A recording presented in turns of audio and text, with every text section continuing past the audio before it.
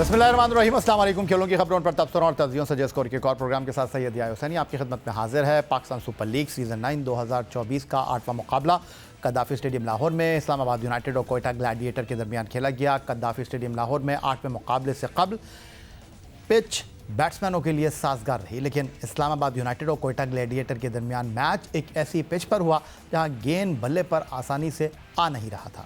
Quetta gladiator के bowler ने इसका फ़ायदा भी उठाया और इस्लामाबाद यूनाइटेड को 9 विकेट पर सिर्फ 138 रन तक महदूद रखा, लेकिन जवाब में कोयटा ग्लैडिएटर के बल्लेबाजों के लिए भी हदफ आसान नहीं रहा था। एक मौके पर इस्लामाबाद सिर्फ 54 रन पर कोयटा के 5 खिलाड़ियों को पवेलियन भेज चुका था। इस्लामाबाद यूनाइटेड की टीम का पलड़ा भारी हो रहा था, लेकिन सूरत हाल उस वक्त मुतनाज़ा हो गई जब सलमान अली आगा ने इनिंग के 11वें ओवर की आखिरी गेंद पर कप्तान रायले रोसो को एलबीडब्ल्यू कर दिया। उस वक्त कोयटा ग्लैडिएटर को 54 गेंदों पर 57 रन की ज़रूरत थी। फील्ड अंपायर अलीम डार ने गेंद को विकेटों में जाता देखते हुए रायले रोसो को आउट करार दे दिया, मगर रायले रोसो ने उनके फैसले के खिलाफ थर्ड अंपायर से रुजू किया। सूरत हाल उस वक्त दिलचस्प मोड़ इख्तियार कर गई जब बॉल ट्रैकिंग पर गेंद सीधी गिरने के बजाय ऑफ स्पिन हो गई और विकेट मिस कर गई, जिसके बाद अलीम डार को अपना फैसला बदलना पड़ा, लेकिन फील्ड में मौजूद इस्लामाबाद यूनाइटेड के खिलाड़ी हैरत ज़दा हो गए। इस्लामाबाद यूनाइटेड के कप्तान शादाब खान ने मैच के बाद गुफ्तगू करते हुए मैच की शिकस्त की वजह बराह रास्त टेक्नोलॉजी की गलती को करार दे डाला। उनका कहना था कि DRS में मुख्तलिफ गेंद दिखाई गई, वही मैच का टर्निंग पॉइंट था। इतने बड़े टूर्नामेंट में ऐसी गलतियां नहीं होनी चाहिए। वो खुद 4 ओवर्स करा चुके हैं। इस पिच पर गेंद स्पिन नहीं हो रहा था। हाँ, मुझे लगता है टेक्नोलॉजी की गलती थी। जिस तरह का मुझे लगता है कि डिफरेंट बॉल दिखाया गया था। अगर वो बॉल चेंजिंग मैच का बॉल चेंजिंग था, लेकिन मुझे लगता है कि ये छोटी जो चीज़ें हैं ये सॉर्ट आउट होनी चाहिए। इतने बड़े टूर्नामेंट में ये ऐसी गलतियाँ ना होनी चाहिए। मुझे लगता है कि वो डिफरेंट बॉल दिखाई गई है क्योंकि मैंने 4 ओवर कराया as a leg spinner.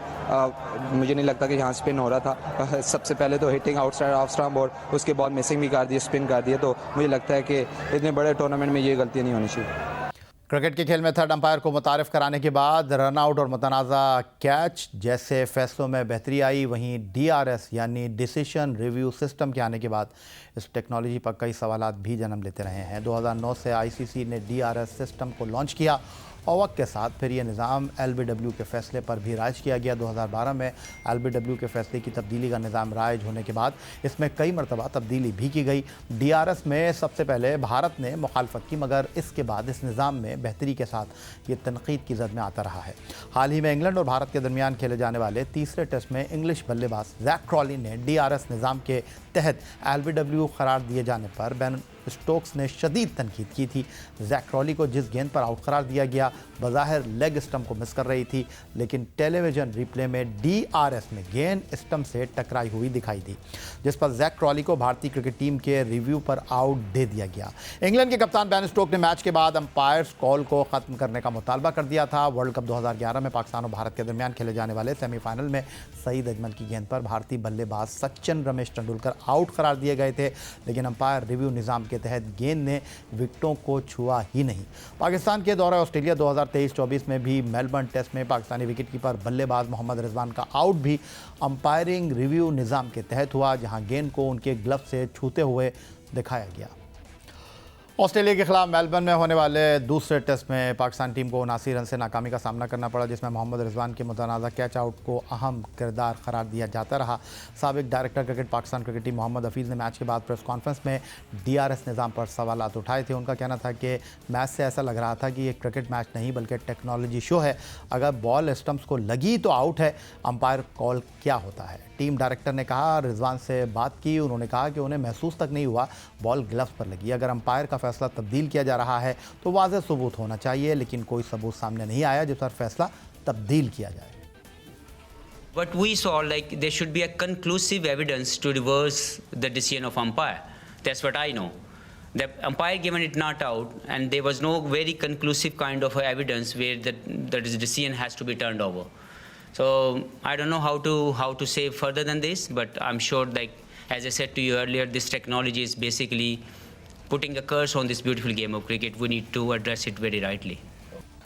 Technology के मुतारिफ होने के बावजूद क्रिकेट का खेल जिसे गेम ऑफ जेंटलमैन कहा जाता है मुतनाज़ा बनता जा रहा है। सवालात उठ रहे हैं, अंपायर आउट देता है, टीवी अंपायर नॉट आउट दे देता है, फील्ड अंपायर नॉट आउट देता है और तीसरा अंपायर उसको आउट करार दे देता है। ये हो क्या रहा है, इस पर बात करने के लिए वीडियो लिंक पर लाहौर से हमें ज्वाइन कर रहे हैं टेस्ट ऑलराउंडर अब्दुल रज़ाक। रज़ाक, जब आप क्रिकेट खेल रहे थे ये टेक्नोलॉजी मुतारिफ हुई थी, आहिस्ता आहिस्ता खेल में आ रही थी, लेकिन अब आप एक्सपर्ट की हैसियत से इस तमाम सूरत हाल का खुलासा किस तरह करना चाहेंगे?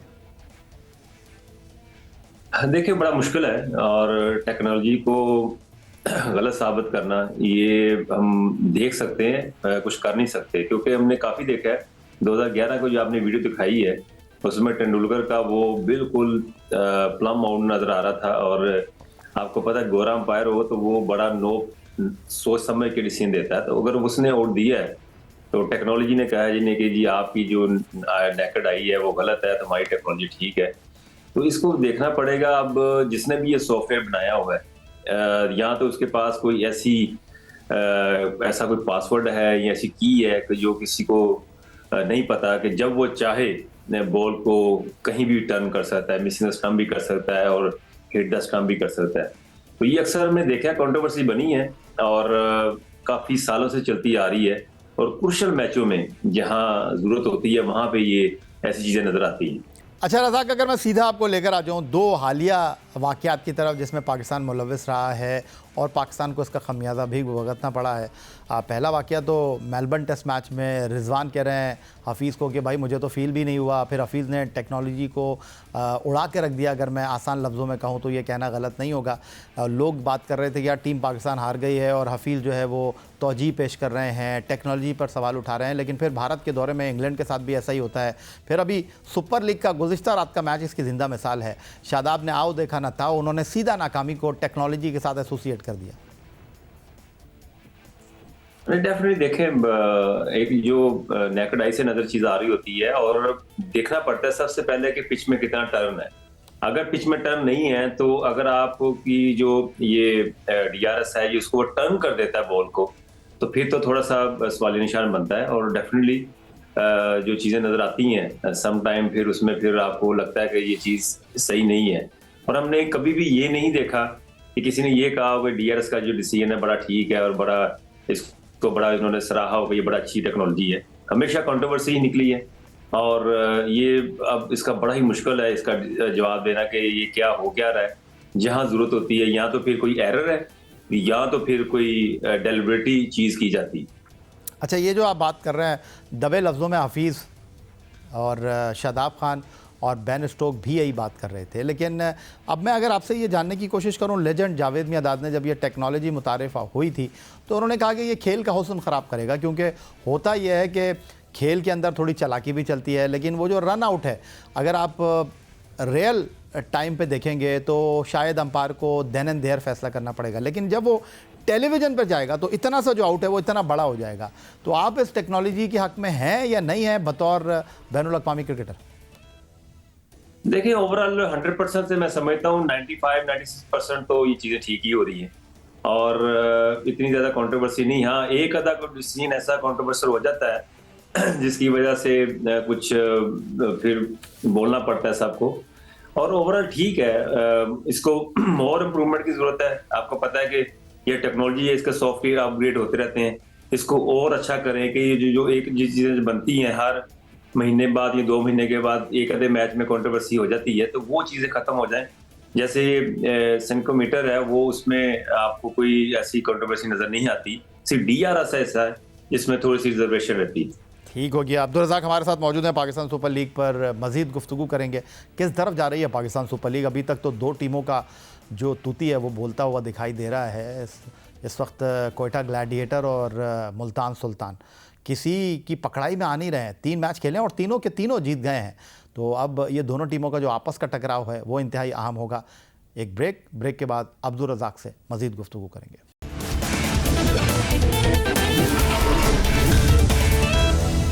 Chairman Pakistan cricket board Syed Mohsin Raza Naqvi ने बतौर चेयरमैन पीसीबी पूरी तरह चार्ज संभाल लिया है। बतौर चेयरमैन पीसीबी मुंतखब होने के बाद सैयद मोहसिन रज़ा नकवी ने कहा था कि हर कोई अपनी काबीना लेकर आता है और वो भी ऐसे ही करेंगे, जिसके बाद पाकिस्तान क्रिकेट बोर्ड के अफसरान में खासी खलबली मच गई है, जिसकी एक वजह पाकिस्तान क्रिकेट बोर्ड में 3 अफसरान की डेपुटेशन पर तैनाती भी हुई है, जिसमें 2 पुलिस अफसरान और 1 एडमिनिस्ट्रेटर शामिल है, जिसके बाद बोर्ड में मौजूद अफसरान ने अपने मुस्तकबिल के हवाले से मशवरे शुरू कर दिए हैं। इस बारे में मज़ीद जानते हैं, लाहौर में मौजूद हैं जियो न्यूज़ के नुमाइंदे सुहेल इमरान। सुहेल, क्या इत्तलात हैं आपके पास, किस किस की छुट्टी हो सकती है पाकिस्तान क्रिकेट बोर्ड में, क्या हवा चल रही है?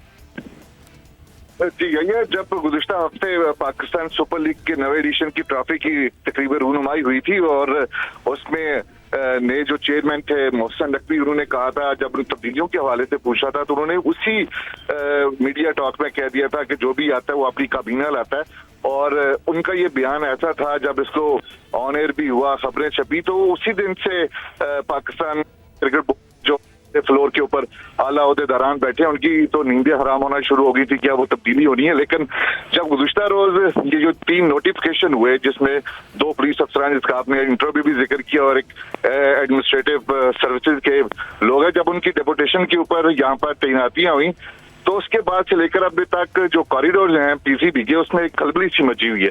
जो मौजूदा आला ओहदेदारान हैं उन्हें पता है कि अब उनके दिन गिने जा चुके हैं, क्योंकि जो अफसरान आए हैं वो वेल रिप्यूटेड हैं, आला ओहदों पर काम करते रहे हैं, उन्हें तजर्बा भी बहुत ज्यादा है, तो वो कोई छोटे मोटे ओहदे के लिए नहीं लाए गए, बल्कि उनको एक अहम जिम्मेदारियां जो हैं वो पाकिस्तान क्रिकेट बोर्ड के हेडक्वार्टर कदाफी स्टेडियम में मिलने वाली हैं भी, क्योंकि वजीर आला है निगरान मोहसिन नकवी, और अगले चंद रोज में ट्रांजिशन हो जाएगी हुकूमत की, और फिर उनका सारे का सारा फोकस इसके ऊपर रहेगा और पाकिस्तान क्रिकेट टीम के ऊपर, पाकिस्तान क्रिकेट बोर्ड के मामलात के ऊपर। तो जो हम देख रहे हैं, जो हमें पता चल रहा है, एक मैसिव किस्म की जो रीशफलिंग है वो पाकिस्तान क्रिकेट बोर्ड में देखने में नजर हम एक्सपेक्ट कर रहे हैं। खासतौर पर जो शोबे हैं, मार्केटिंग का है, कमर्शियल का है, HR का है, लीगल है, शोबा इंटरनेशनल क्रिकेट है, इसके साथ साथ जो CEO है सलमान नसीर, उनके बारे में भी ये कहा जा रहा है कि शायद वो अपना ओहदा बरकरार नहीं रख सकेंगे, और जो जिनके ऊपर एतमाद है, जिन अफसरान के ऊपर एतमाद है चेयरमैन मोहसिन नकवी को, और वो डेपुटेशन के ऊपर यहाँ पर आ रहे हैं, उनको वो जिम्मेदारियां दी जा सकती हैं। तो आने वाले जो चंद रोज हैं वो इस लिहाज से पाकिस्तान क्रिकेट बोर्ड में बड़ी अहमियत के हामिल हैं। ये जब रीशफलिंग मुकम्मल हो जाएगी तो फिर पाकिस्तान क्रिकेट की जो मामला है, अभी तो सुपर लीग चल रही है, सारा फोकस सुपर लीग को कामयाब करने या उसकी हाइट मजीद बनाने के ऊपर है, और उसके बाद फिर पाकिस्तान क्रिकेट टीम के जो मामलात हैं, जो कि बहुत कम वक्त रह गया वर्ल्ड कप का, और उसके बाद कोचीज आना है, तो उसके बाद फिर जो सारे सिलसिले जो हैं वो शुरू होंगे। जी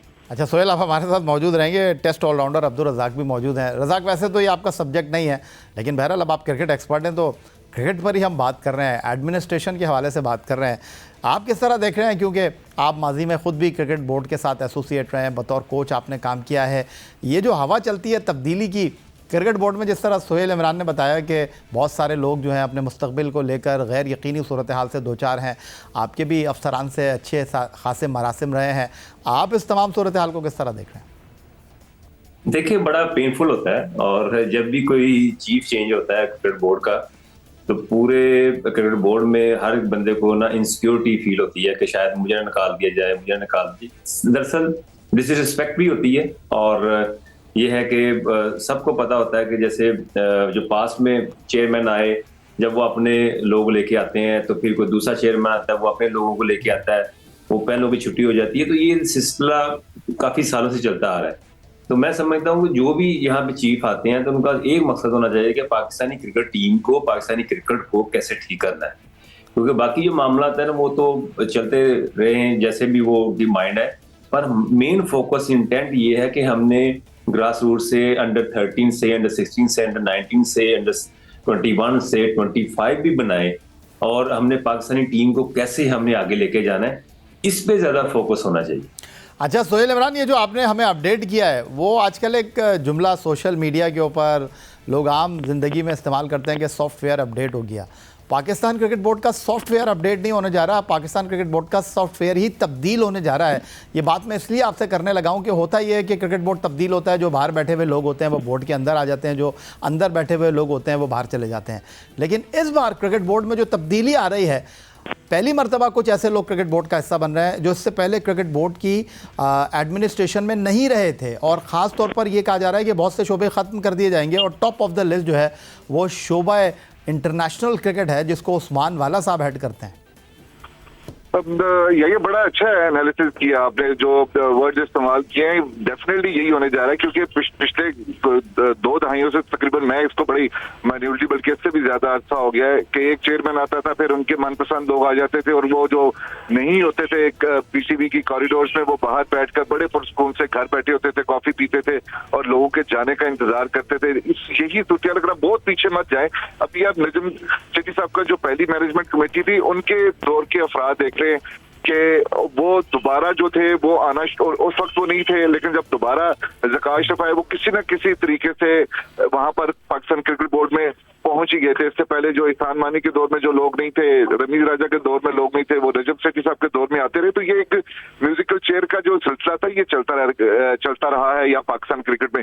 लेकिन अब जो मोहसिन नकवी चेयरमैन आए हैं, इनके होते हुए मुझे नहीं ये लगता जिस तरह की अपॉइंटमेंट्स अभी हुई हैं या कोई ऐसा होगा कि जो पाकिस्तान क्रिकेट बोर्ड में ये जरूर होगा कि डेफिनेटली क्रिकेटर्स जो हैं उनको वो जरूर इन्वॉल्व करना चाहते हैं। नेक्स्ट वीक में उनके साथ मुशावरती अमल का भी हमें पता चला है कि वो शुरू होने जा रहा है, लेकिन ऐसा नहीं होगा कि जो लोग अपनी बारियों का दोबारा से इंतजार कर रहे हैं और वो फिर दोबारा घूमते फिरते नजर आएंगे पाकिस्तान क्रिकेट बोर्ड की कॉरिडोर में, वही आएगा जिसकी बहुत ज्यादा अशद जरूरत है या जिसको चेयरमैन मोहसिन नकवी ये समझते होंगे कि ये उनके लिए कारामद और न्यूट्रल किसी सियासत में हिस्सा नहीं है। क्योंकि हमारी एक ऑफ द रिकॉर्ड कुछ बातचीत होती रही उनके साथ, तो जो हमें पता चला है उनके सिर्फ 2 ही अज़ाइम है इस वक्त कि पाकिस्तान क्रिकेट की दुरुस्त सिमत जो एक गिरा हुआ ग्राफ है खासतौर पर पाकिस्तान क्रिकेट बोर्ड का, और उन्हें भी इस चीज का इल्म है कि वहां पर किस तरह की कॉन्स्पिरेसीज होती हैं कॉरिडोर्स में और पॉलिटिक्स कितनी है, या इसको कह लें कि पेशावराना बददियानती वाला जो अमल है जिसको करप्शन भी आप कह सकते हैं। करप्शन वो माली वाली मैं बात नहीं कर रहा, ये एक प्रोफेशनल जो इंटेलेक्ट डिसऑनेस्टी का वर्ड इस्तेमाल किया जाता है वो अब कम से कम नजर आएगी। तो बिल्कुल ये पूरे का पूरा जो आप कह रहे हैं वो सॉफ्टवेयर अपडेट नहीं होगा, पूरे का पूरा वो पीसीबी जो है वो तब्दील होने जा रहा है।